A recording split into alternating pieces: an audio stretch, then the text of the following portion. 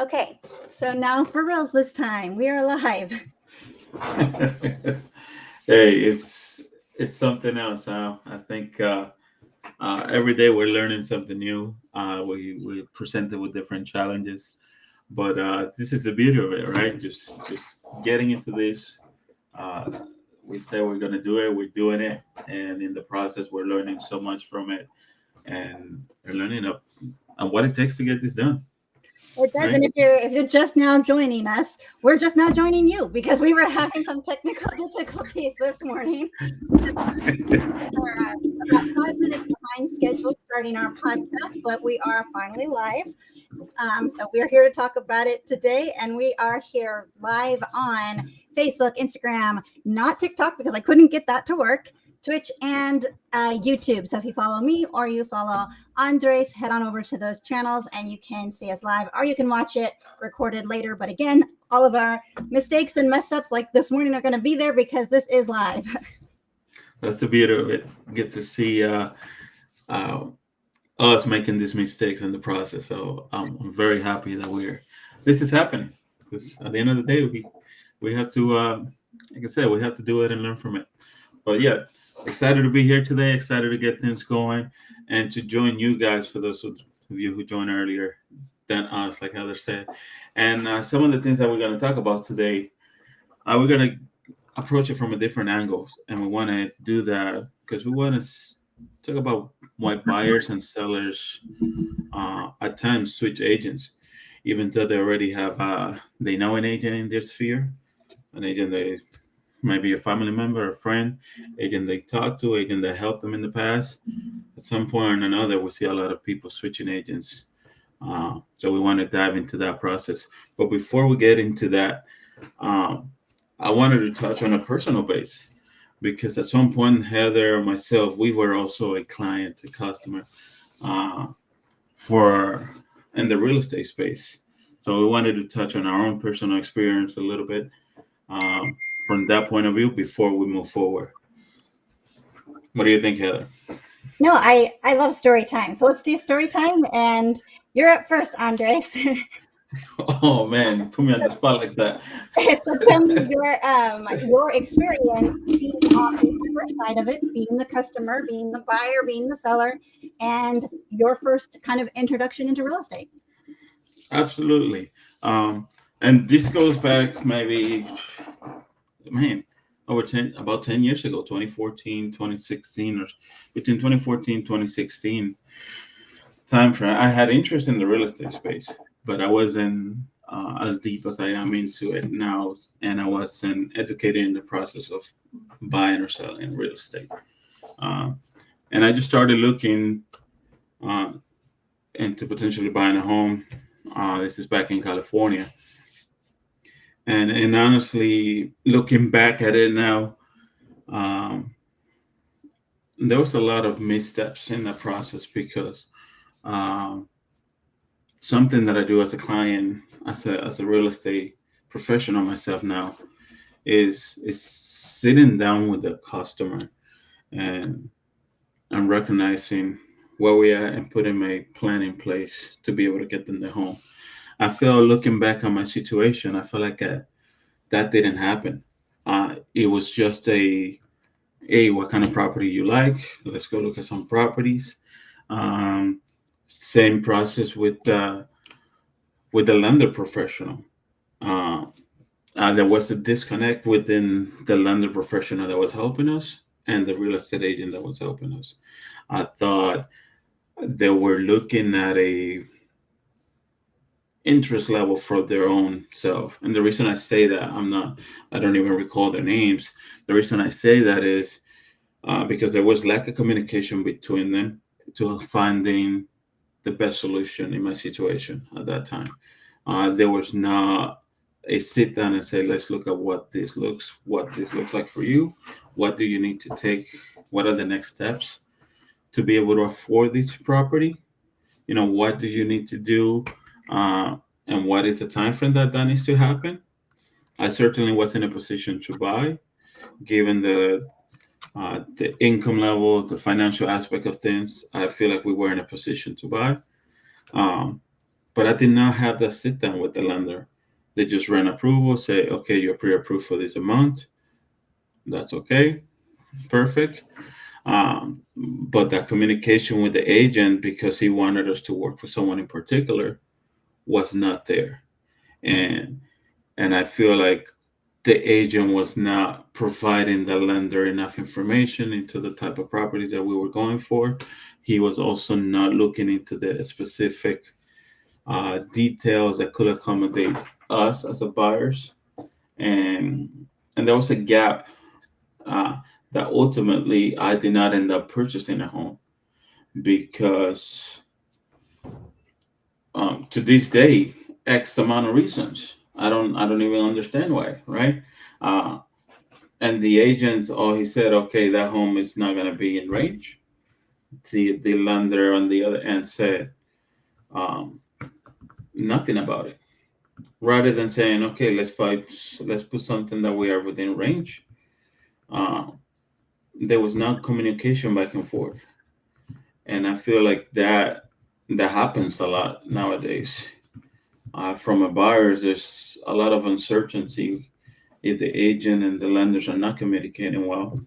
Um, and in my situation, I felt like there was a complete disconnect on both sides, especially trying to figure out what I needed and what I needed to get there. Because it could have happened, but it just didn't because of lack of communication, lack of systems in place. Uh, and I would say part of myself as well is part of educating myself in that process to understand a little bit more and asking the right questions. I did not ask the right questions, therefore, uh, a lot of steps were missed, and that didn't push me forward to being able to purchase that property. And I missed on a great opportunity, but also that particular situation is kind of what drives me to be who I am, where I am today as a real estate agent, because what I took from that was much bigger than what I was acquiring on the real estate space. And the reason I say that is because it kind of gave me the drive to be able to put families not in that situation where communication is key in this process. You got to understand everything that is going through every step of the way, and we're going to dive into a little bit more on that later on. But that situation for me personally kind of puts me up at the top and say I need to make something. I need to make a difference somewhere. And, and a few years later, yeah, I got my license, and here I am.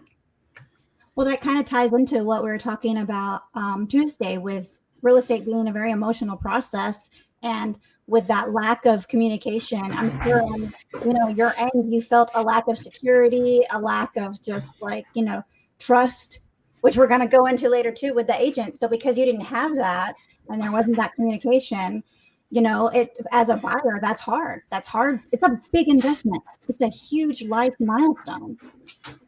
It is, and if you have any uncertainty in the process, um, you're not gonna go through with it, right?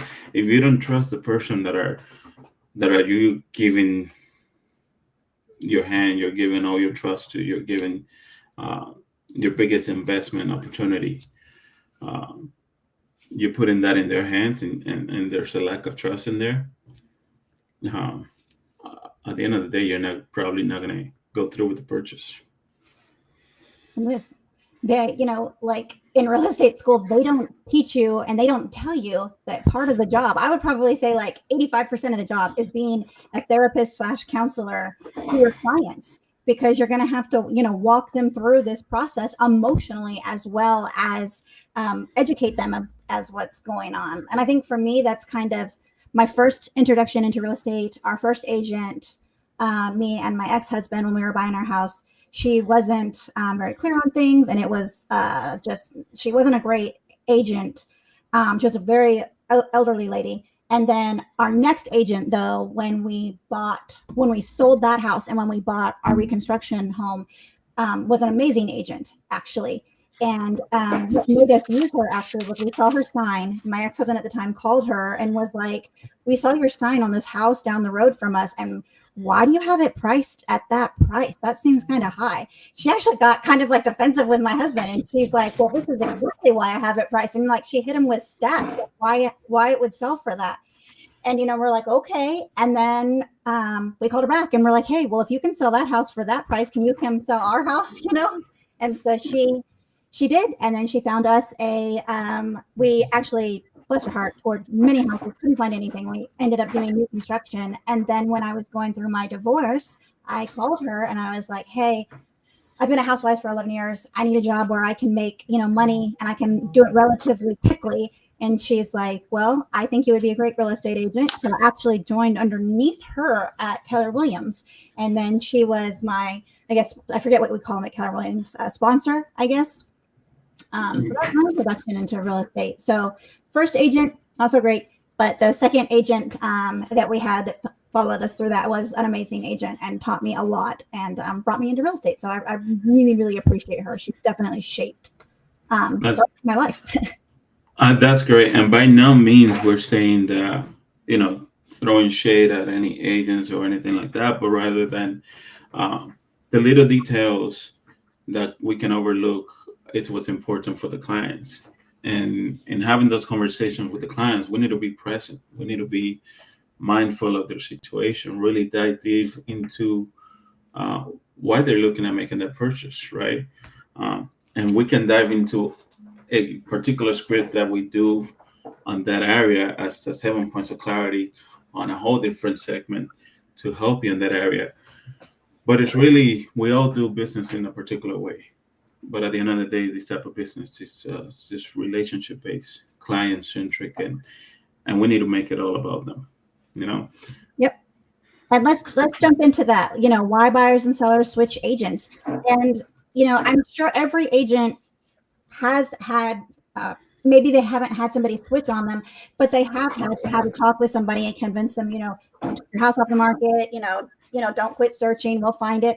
But let's really focus on when agents lose a client, what happened and why did they lose that client? I can't talk sometimes. And how do we prevent that from happening in the future? Oh, one of the things that usually comes to mind right away is response time, communication, right? Lack of communication, feedback during certain key points of that process. The client feeling like the agent is not there to walk them in the process and really guide them every step of the way, whether it's with home inspections, every step of the way, ask for repairs, contingencies, looking at every aspect of the transaction and being there for the clients. I feel like some clients will get disconnected and being on top of mind, right? If you don't communicate with the clients, even if they come through your pipeline, you started talking to them, if they feel a disconnect in the home search, they're going to start looking for somebody else. Something I see with real estate agents a lot, working with Cloud, we do a lot of strategic interviews. So we interview with lots of agents, get a good idea about their business, and then we suggest things that can help them with the business grow and scale. But one of the things that I've noticed is agents don't tell their clients everything they're doing for them. So like they're holding open houses, they're following up on those leads, they're showing their house, other agents are calling and their home is being toured, but they're not communicating that to the homeowners. And so the homeowners, they think on Friday that you didn't do anything all weekend. In reality, every day you were out there hustling for them. But how would they know that if you didn't tell them? Yeah, it's really showing your value, right? Everything that you're doing for that particular property, for that particular client. You really have to put yourself out there. And if you don't do that, like you said, clients are going to feel like you're not doing enough, but they're not seeing behind the closed door. They're not seeing on the other end, which ties back to the communication part. You have to let them know, hey, this is what we're doing this week. You have to communicate all those steps in order for them to see that, for them to be and feel involved in that process, right? Because if you're selling that house, you want to feel that you're part of that process, not just giving it to someone, an agent, and that's it, and forget about it. Yes, some clients, because of the lifestyles, that's what they're looking for. They look for an agent they can trust because the agent is going to show their value in the process and say, "Here, I trust you. You handle this." That's exactly what some clients are looking for. But you have to show that to the client that they can rely on you because of everything that you're doing for them in that process. Exactly. And two tips that I would have for improving your communication with your clients, your leads, whoever, would be: one, when you're doing your initial intake, ask them how they want to be communicated with. Because if you're a texter and they're a caller and you're only texting them, they're going to feel as if you're not communicating with them because they never heard your voice. You literally could be texting them every single day, but to them, they're going to be like, they just blew me off and they never took the time of day to give me a call. So ask them how they want to be communicated with and when is the best time to communicate to them. Because if they're at work all day and you're trying to call them 9 to 5 and they can't talk 9 to 5, how's that going to work out for you?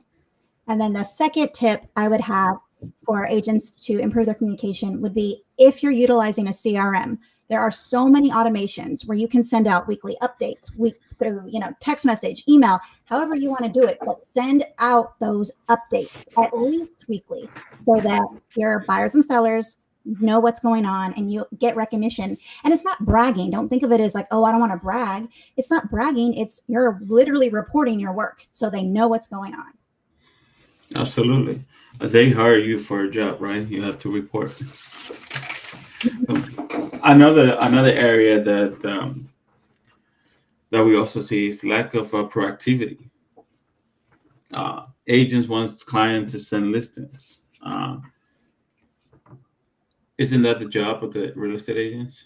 Understanding what the client needs and say, "Hey, send those listings over. Get some ideas in advance. Be ahead of the game. Take the initiative to take those steps and make it happen and being upfront with the client. Anticipate any problems and handle the next steps. If you're going through an inspection, do your due diligence on the property to anticipate any missteps, any problems that could happen, and present solution when those come over so that the clients are not surprised, one, and you have a solution at hand for those. What do you think? I think that, if you're an agent and you're like, yeah, just search Zillow and send me the houses that you like, that's them doing your job for you. Everybody should be on a list. Everybody should be on an email list. I know in Georgia, we have a few different FMLS. We have FMLS, and then I have the Georgia MLS that we utilize. When my buyers come in, I set them up on an automated list. So they're receiving, as soon as those houses are listed that match their criteria, they're getting those listings in their email and sometimes via text message. Now, what I tell them to do is I'm like, if you like one of those houses, heart it on the app and screenshot it and then send it to me so that I can make sure it's available. And the next thing you need to do is call the listing agent. Make sure it's still available and make sure it's within the budget and it's going to fit your needs of your client. Because if they see a house, they like the pictures and you show up and then you're like, oh, this doesn't really work or it's too much, you look like a moron. So do the work that you're supposed to do on the listings for your clients. Absolutely. And it relates back to the part of the conversation we had on Tuesday. Being proactive, having a plan in place, having that conversation with the agency, with the lead, with your clients. If we find the right property tomorrow, are we ready to make an offer? Or are we just window shopping, right? Just seeing property, trying to determine which ones I like, which ones I don't like. If we are at this stage already looking to purchase or make an offer, make sure everything's ready to go. Like you said, you don't want to find a property and next thing you know, I don't qualify for that property. There's nothing in place, so I don't have enough funds for closing costs or this or that. You need to have in place before you get to that point. Because again, you're reducing the stress level on this client. We're here to make their life a lot easier, not add stress in the process. And communication is one of the biggest things there. And proactivity will get you a long way. And don't assume they know the process. Even if they're not a first-time home buyer, it might have been 30 years since they bought a house. you should, explain to every client coming in the entire process so they know what's going on. They know what the next steps are going to be and nothing's blindsiding them. Absolutely. Now that you mentioned that, I had a conversation yesterday with one of our agents at Cloud Realty, Josh Wheeler, and he mentioned a key point in that interview. He's using the platform, things that work for him, and he shared a key component, which is you need to have a conversation with the agent.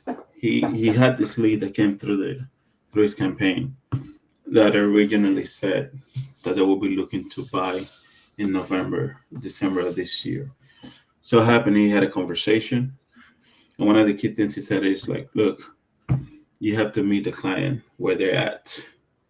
If you go too far off ahead, they're gonna feel like you left it behind. There's gonna be a disconnect. They're gonna move somewhere else. If you stay behind, they're gonna feel like you know too much, like they are better, like that you're not the right person to represent them. So you have to understand what the client is, meet them at their level, and sometimes you have to let them go a step forward, or you have to take a step forward and guide them in that process. And for that particular client, originally said they were buying in November, he ended up meeting them where they at, finding the property that they were looking to buy, and they closed the deal at the end of June. Nice. So it went from a 6 to 9 month process expectations to a 60-day close. And all because you're having the conversation with this client and you're meeting them where they're at, setting the right expectations, and leading them in the process, right? So there's a balance there. You cannot go too far off. You have to understand really your clients and mirror those clients to be able to help them to the max capacity and then build a lifelong relationships. Right. Another key component here is if the client feels there's a weak negotiation or strategy in place. What do you think about that? So you always want to make sure that your client feels like you're in their corner, you have their back, and that you're negotiating for them. You don't want them to feel it, and you obviously don't want to be like buddies with the other agent and they're kind of questioning whether or not you work for them or not. So you want to make sure that you're always putting your client first. You always have the best interest of your client, and then let them see that, let them know everything that's kind of like we said earlier, let them know everything that's going on. Because if your client feels like you're a passive agent and you're not really standing up to, what they need you to stand up for, they're not going to use you again. And they're definitely not going to refer you. Yeah, absolutely. And again, if going back to why agents, the leads or clients use different real estate agents, if they have somebody in their spheres that they know how they negotiate, their strategies, they know how to run their business, they might move away from that and look for somebody else that aligns more with their mentality, with how they do business. So it goes hand in hand to really sitting down and understanding that client, and again meeting them halfway. Because as we're going into the fourth segment here, misalignment of goals and personality, not every client is not every lead is going to be your client. Some people you're not going to, it's just not a great fit, honestly. I've come across that. I'm sure you have. Every agent is going to come across that. Not every lead is going to be a client. Not every client is the right fit for you. But understanding what those are and being able to say no on both ends. As a real estate agent, you have to say no sometimes. But I think understanding the clients gives you a good perspective into, okay, I'm going to let this one go, or I need to be able to get to this point in order to help these particular clients, right? Because as we see, some agents may seem too pushy for the lead, for the client, disinterested, or don't listen at all. They're not present in the moment. You're having a conversation with them. You ask them 5 minutes later, what did you say about this? they're like, oh, what was that again? They're not present in those conversations. Uh, and like I said, the client doesn't feel like you heard them, and there's no chemistry there, as you mentioned earlier. Uh, you have to be a psychiatrist. You need to be able to help these agents, these leads emotionally, and get them to a safe zone in order for them to move forward in that process. And you need to know your numbers. You need to know your numbers. You need to know the market. You need to be able to explain that to your buyers and sellers. And you need to be able to come up with creative ways to present offers. If it is a competitive market and there's really high stakes, you need to make sure that you know going in what's the bottom line for your client and what's top line for your client. And then talk with the lender, see if there's any room, see if there's any things, inside the house you're negotiating on. Come up with different strategies so that they know you're going to bat for them. I do know there are several classes available for and trainings available on negotiation and strategy and being able to do that. Some people have it naturally and some people don't. And some people are very passive pushover people. And if you're a very passive pushover person, there's nothing wrong with that. But you probably need to take the class on negotiating and learn how to be a little bit more assertive, because that'll show to your client that you're, just a passover. If you go back and are like, our offer didn't get accepted, let's just try the next house. How long do you think you're going to be their agent? Not long, not at all. So you have to understand what they at, and you got to think about this. The transaction is both ways, right? There's the seller, there's the buyer. Whether you're representing the seller or the buyer, uh, there's a common ground that needs to be found, and it's really understanding both sides um, to know what's going to make this deal happen, so that everyone, comes out of there winning. Um, and for your client, know your numbers, like you said. Put the plan in place from the beginnings. So when you're making those offers, you're making a strong offers, and you're getting that offer accepted. And make sure you're explaining to your client the market and the conditions. A few years ago, when the market was crazy, we would go show houses, and I would tell our clients, Tony and I would tell our clients, we would say, look, if you liked the house at all, let's put in an offer, and we'll put in multiple offers. We'll have, our due diligence period. Best case scenario, everything gets accepted and you have to pick which house you want. Most likely what's going to happen in this market is maybe we'll get one. So let's do your best offer on the house you really, really want. And the other house is, let's come to a number that you feel comfortable paying for that house. And if you don't like the house, then we just don't bother with it. And as an agent, that was more work on us, because sometimes we were writing 5, 6 offers, but that was the market and that's the job. That's what you do to make sure that your buyers and your sellers know you care about them. With those interest rates at 2.5, below 2.5, yeah, multiple offers in place every time, every property. And it was. And nowadays, there's still scenarios, multiple offers in some markets, right? But there's ways to make that happen. There's a way to make that deal happen. You just got to set up the plan, know your numbers, and make it happen. And I probably went ahead a little bit into this slide before, where I was talking about the agents, the disconnect on personalities and goals, right? So understanding the goals for that client, and for some agents, they may seem too pushy about getting that business, and I can relate that to my experience I mentioned earlier. My agent wants to push in me working with a particular lender and me getting a particular deal, a particular house.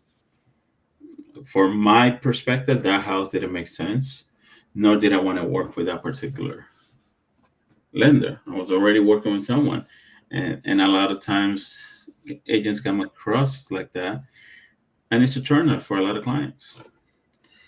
And then listening, being present in that conversation, understanding what the client's needs are. What is the reason for them to move? What's the motivation behind them moving?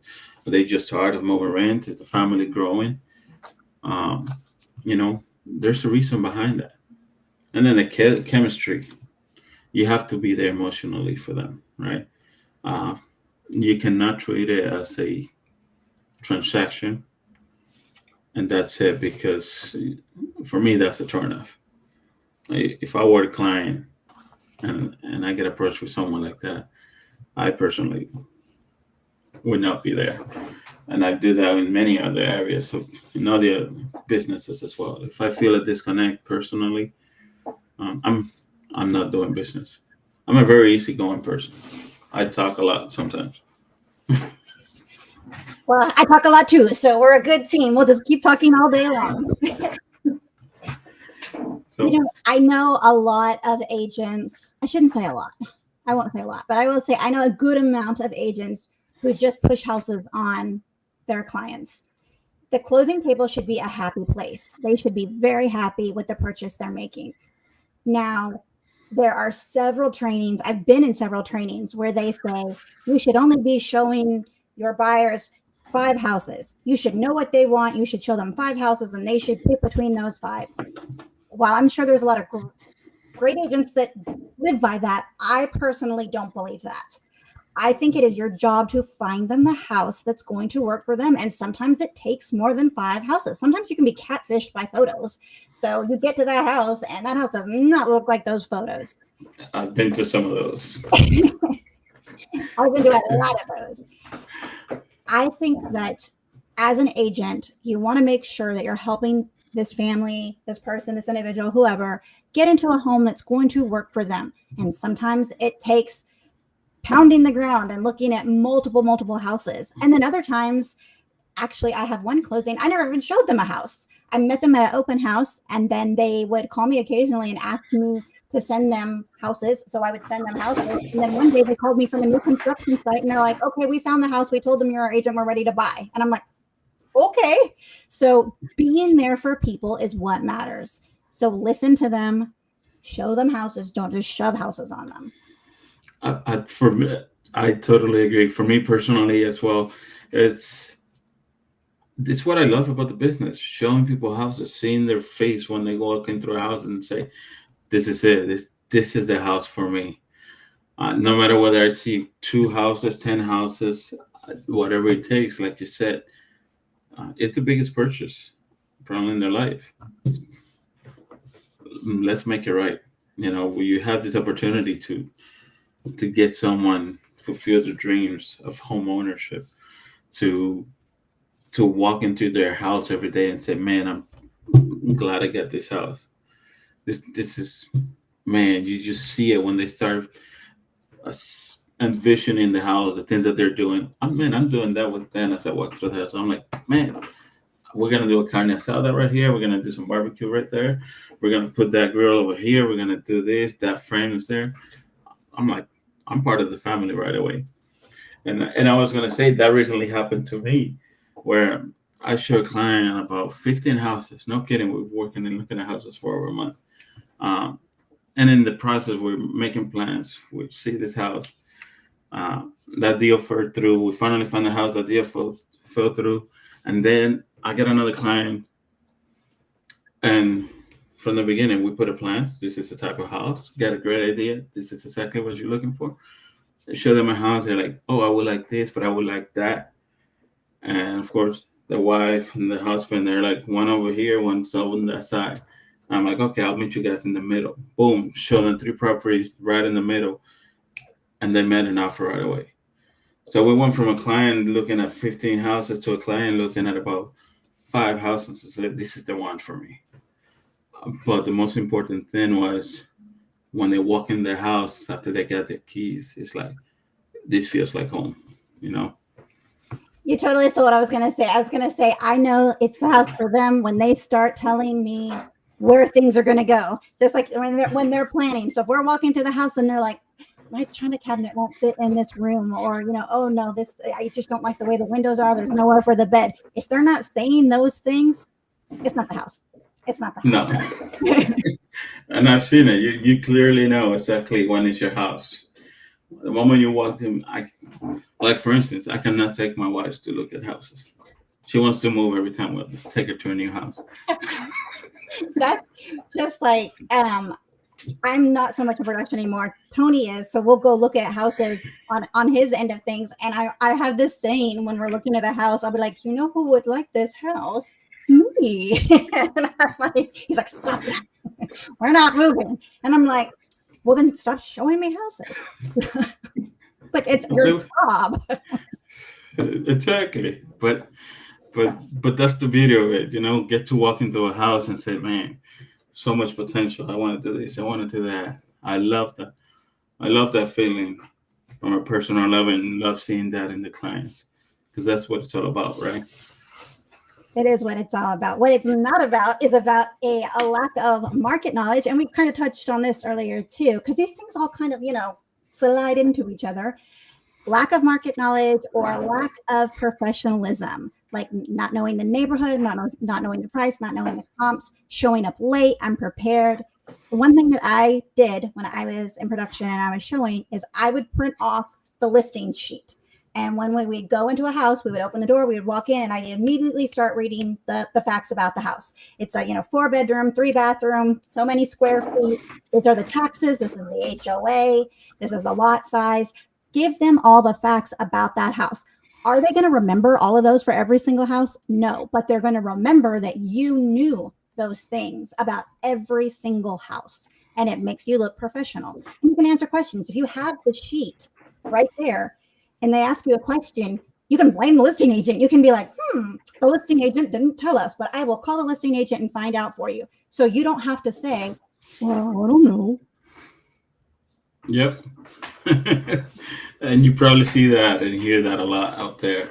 Um, it's a big takeaway because you said just showing you're a professional. You have a license. You're here to help, and you're here to guide them. You just like you go to the doctor's office, right? You want to make sure the doctor knows exactly what he's talking about with you. If you show up to the doctor and so why we're here. No, me and my daughter, I took my daughter to the doctor one time, and in front of us, the doctor started Googling her symptoms. We were like, we could have done this at home. We got the doctor's office at home. Exactly. So you want to be a professional. You want to know your market. You want to know your neighborhood, what they're looking at, and be confident out there because if you're not, they're going to move and find someone that they feel is the best fit for them. We've been talking a lot about the buying side. Let's focus a little bit on the selling side and underwhelming marketing for sellers. What's the quickest way to lose a listing or to never have a listing from that person again? Bland photos, and I've seen many listings like that where I personally say, what's going on here? Are they trying to sell this house or they just want to put it up there?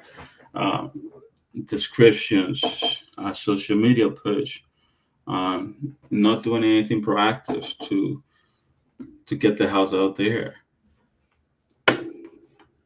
When you sit down with the sellers, give them some recommendations. Look at the property, walk around the property, right? If you need to clean the house, get professional pictures done. Clean the yard around the house, make the house look presentable. I think that's a huge element that I see a lot of people missing. When I look in the MLS, a lot of houses, I'll be honest, I wouldn't put it on the market like that. Just plain and simple. I personally would not put it in the market like that because I feel like I'm doing a disservice to the client. I'm not maximizing the opportunity of what the house could get. You tell me if you see a house that is messy, that is clutter, the pictures are not great. As a client, are you going to envision where you can put your frame, where you can put your grill, where you can put the family photos in the house? Nope. Would you? That's what I always, when we're doing listing consultations, I always tell people, and this is not a knock on their house at all, because we've been in some immaculate houses that are amazing, but people are used to their own filth. Like nobody's house is perfect, and you have your own like dirtiness that you live in. Not saying people are dirty, but you have your little messes here and there, but you're used to your messes. You're not used to somebody else's messes. You're not used to their clutter. I always tell our listings, there's so many things you can do to prepare. Don't take pictures of a house that's going to immediately turn people off. Get rid of the clutter. Get a magic eraser and wipe down anywhere where your hand is going to go during the showing. If you're going to touch a doorknob, if you're going to touch a cabinet, wipe down all of those spots so there's no residue, no dirty marks, no nothing. We want to make sure that none of that is going to be there. Absolutely. Ask them the question right away. If they're looking to sell a house and buy another one, would they walk into a house that look like the way that theirs look? And the answer most likely is no. They're like, okay, now we got to clean it up a little bit. You want to make sure your house is presentable, just like anybody else looking to buy or anybody else looking to sell the house. You want to make sure the house is presentable, clean, and maximize the opportunities and offers that you're going to get. Right? If it's not, you're turning people away. If you're turning people away, you're turning potential offers, and we don't want that. And have a good marketing plan. There's so much you can do organically. If you're, a new agent or a struggling agent, and you're like, I can't afford to have, thousands of dollars spent on my listing, like some of the, big gurus say to do. That's okay. You can still do it organically. You can still make those pushes organically to have your stuff going out there and have it visible. And then, like we said earlier, tell the sellers, tell them what you did so they know you did it. Print out flyers, door knock the neighborhood, something so they know that you're proactively out there marketing that listing. Absolutely. There's a lot of things you could do organically to get the house out there and open houses. Oof. Every weekend. You have to do it every weekend. Just make it happen. But at the end of the day, you have to have the house presentable and give your clients, like I said, show them the value of everything that you're doing to maximize the opportunities for that property and the offers that are coming through. And for our next slide, what do we got? So we've got poor availability and just not being there. And it actually can be twofold. This could be you not being available to your client when they're trying to reach you. And also if you're a listing, I can't tell you how many times I've tried to show a house and we just can't get into the house. Nobody calls us back. They never confirm the listing. And I'm like, are you trying to sell this house or not? Because we're trying to see it. And there's been several houses we never saw and they just got bypassed when we were there ready to buy a house, but we couldn't get in.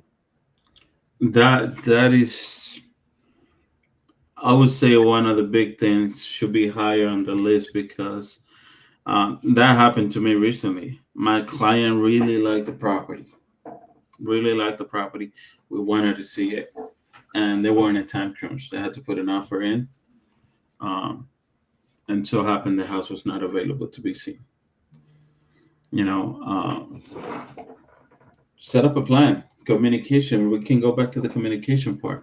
If you know your clients are going to be out of town, have a plan in place, so that you can continue to show those property. You can continue to present them offers that are coming through. Because your next offer might be just right down the street that particular day. And if that house is not available to be seen within the next 2-3 hours, you just missed an opportunity. You just missed an offer that could be in that house. Like you said, you didn't get to see the property. You move on to the next thing you know, you put an offer on the next property. And it's just doing a disservice to the client, not having those options in place beforehand, and not waiting for last minute to say, hey, I'm going to be out of town next weekend. I won't be able to show the house for X reasons. That's very unfortunate situation, but we see it happen over and over again. And the flip side of that is when the agent isn't available to show their client a house. The house is available. The house is a go and show, and it's there to be seen. But the agent says, oh, I'm not available today, or I'm off today. I'm on vacation. I'm doing whatever. I can't show you the house. Your client doesn't see the house, and then the house goes under contract the next day. They're going to blame the agent because they're going to be like, I really wanted that house. I really wanted to see that house. There's so many things you can do in that situation. I understand we are all human. We all have things. We're not available at the drop of a hat to show a house. However, if you know they really want to see that house and it's got to be that specific day, use a showing agent. See if you have a buddy agent that can show that house for you. Just try to do anything that you can do to get eyes on that house with your client. Absolutely. And to tie something into that, something my coach really says is, if you have allocated time as an agent, if you have allocated time for showings, for listing appointments every day or certain days of the week, allocate that time and communicate that to your client, right? And say, hey, I'm available to see properties Monday, Tuesday, Wednesday, and Saturdays from 2 to 5 p.m. If you want to see a properties any of those days, I'm available. Let's make it happen. You're setting the expectations ahead of time that you are available at specific time frames. If they want to see something, you cannot just jump off at 10 in the morning and go see a property, because you also have a business to run. You also have to respect that. But I think communicating that goes a long way. And now the client has the expectation, okay, I need to see a property. I know we can do so these days at this time frame. I can also work on my angle to make that happen, So setting those expectations up front, I think it benefits both of you guys, the client and the agent, to ensure no property gets missed and you're able to find the right property. And another side note to that is, if you know you're not going to be able to show a property on a certain day, and that's the day they can see the property, one thing you can do is obviously ask permission from the listing agent first, depending on the rules and regulations of what state you're in. Do a virtual showing. Go the night before, record it, send them the recording, or FaceTime them. I've done that many times. They're out-of-state clients. FaceTime a showing so that they can see it. There's so many ways to try to work around the barrier of time. Absolutely. It could definitely happen. Another area that I would see some difficult challenges and disconnect is too transactional, right? From the agent's perspective, and the lack of trust. What do you think about that? So again, a lot of these tie into the other topics, but the lack of trust in the too transactional comes from that same spot of they feel like you're shoving them into something. They don't feel like you're looking out for their best interest. They don't feel like you're taking care of them. There's no trust. This is just transactional. And it's all about the relationship. So you haven't built that relationship with them where they're like, okay, we trust. I know on a different podcast, Tony was there and I was talking to him about some of his investors. They don't even go to the property. Tony goes to the property with a contractor, and then he calls them and he gives them the number. And if the numbers make sense, they're like, okay. And they'll buy a house to, restore and flip sight unseen, because there's that trust that they know that Tony's going to be straight with them. If it's a good deal, he'll tell them. And if it's not a good deal, he'll tell them. And there's been times where not an investor, a buyer has been looking at a house, and from everything they've told us, this is not the house. They're like, our in-laws are going to be living with us, so we need a ranch with no stairs. And then they want to see this 3-story house with like a spiral staircase. And I'm like, you guys, this isn't really what you said you needed. And you have to kind of talk them out of a house that's not going to fit them. And I always say, we work for you. We'll do whatever you want to do. If you want to put an offer on this house, we'll put an offer in on this house. However, you were saying, remember when you said you needed no stairs? This has a spiral staircase and a step staircase to get into the main floor. Maybe this won't work. Let's rethink it. So just, work on that relationship. Completely opposite of what they said they needed, but yet they want to go see it. Oh, I'm interested in this one. It's a lovely house. Definitely. And like you said, it's having the relationship, that trust, to be able to say, hey, take a step back, revisit that conversation. Remember when you said this? Are we still looking for this? Because this is not it, right? Like you said, it all boils down to being that trust person to guide you in the process. And like I mentioned earlier, from a conversation with Josh, sometimes you got to take a step forward and lead them in the right direction.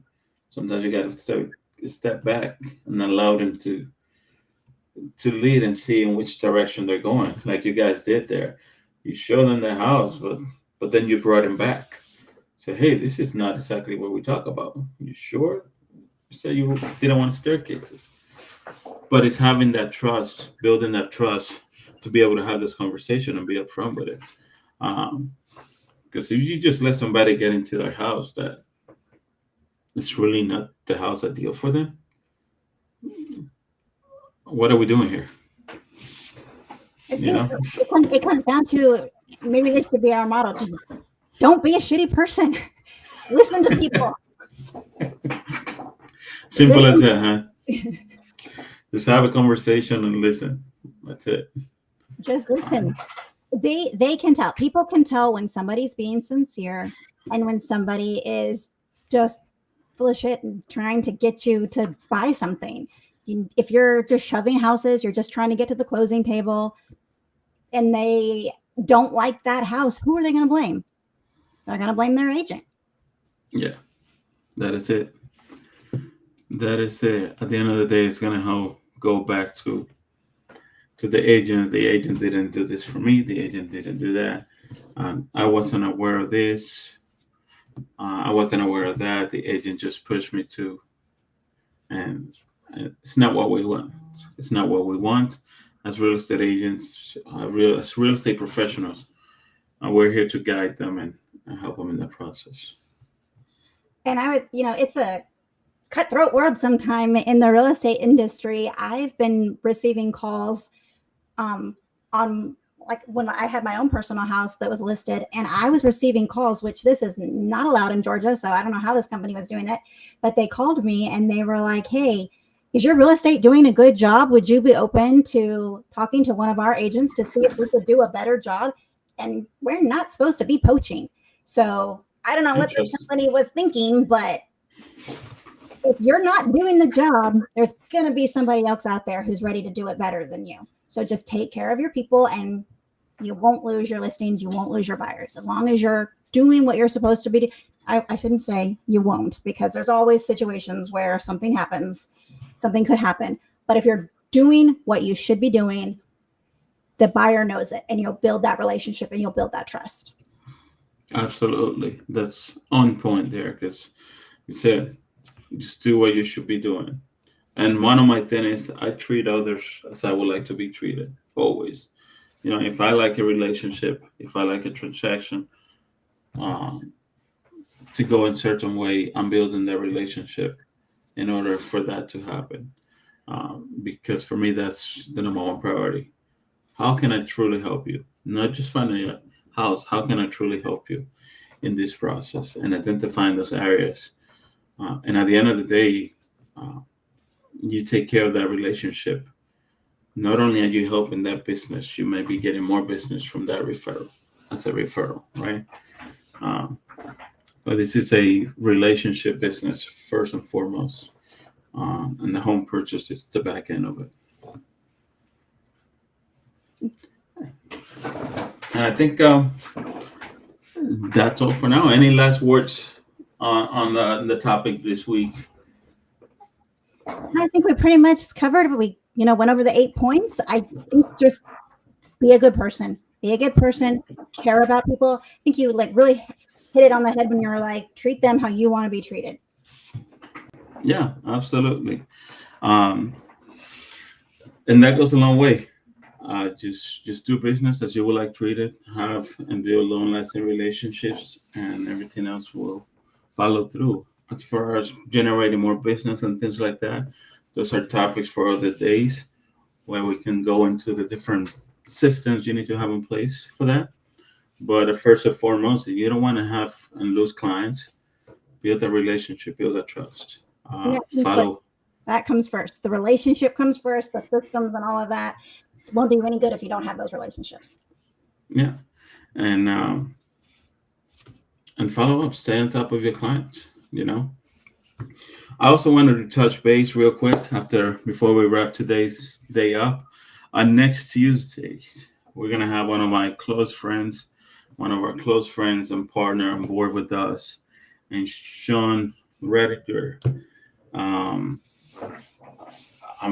Man, can't wait to dive into his mind and in the marketing perspective of things, digital marketing for real estate agents. He has so much input into different topics uh, that I certainly see him being a guest here more than once over the next few months. And with him, we're going to dive into digital marketing for real estate agents. On Tuesday, the 22nd, we have a home inspector coming on board, right? Yep. Stephen Ming is going to be here with Home Team to talk about home inspections, why we need to have them, why they're important, and what could possibly happen to your house if you don't have one. That's definitely needed. I've seen so many situations where, and I see many posts on Facebook where people are saying, "Hey, I purchased a home, then this happened, and the agent did not recommend a home inspection." Yeah. And sure enough, a month after I purchased, this happened. Oops. Tough. And then on the 29th, we're going to have a transaction coordinator, right? Yes, we're actually going to have my transaction coordinator, Jessica, with Nicole and Co. She is Nicole and Co. She is amazing. I love her. Don't steal her, people. If once she comes on here and talks about what a good job she does, don't overwhelm her so that she can't work for me anymore. But yes, the importance of being an agent, why you should have a transaction coordinator, what they do, how they can help out, how they can make you more productive so that you can focus on other aspects of your real estate career. Awesome. And I think we also may have Miriam back on the 24th for another segment in the home buying process. So definitely, I'm looking forward to what's ahead. And man, continue to bring more content, continue to be engaged and collaborate. Again, we have this room open live. Anyone that's watching, joining us. If you have any questions, any topics that you wanted us to elaborate, go more into details, and have some more experts joining us. I'm looking for experts that can join us on Tuesdays. And if need to, we open it on Thursday as well for any agents, experts in the real estate field, mortgage, any area whatsoever. We have a room open. We'd like to have a chat and welcome you on board. So I'm excited for this and continue to bring more. If you guys have any questions, any viewers have any questions, please post it on the comment section for the videos, and we can address some of those questions quickly on the next segment or on the back end. And again, excited for this and excited to continue to put this be here with you guys. Very excited. Yes. And again, just to kind of recap, if you have any questions during the live, you can always post those in the chat section of whatever channel you're watching the live on. They will all appear here so that we can address them during the live in real time. And if you want to be a guest on the podcast, you can message Andres or myself, and we'd be happy to talk to you and get that set up. Don't forget to scan the QR code at the top, and you can register so that you never miss an episode and you always know what's going on. Until then, thanks for coming to this one, and we'll see you guys on the next one. Thanks. Bye. Bye, guys.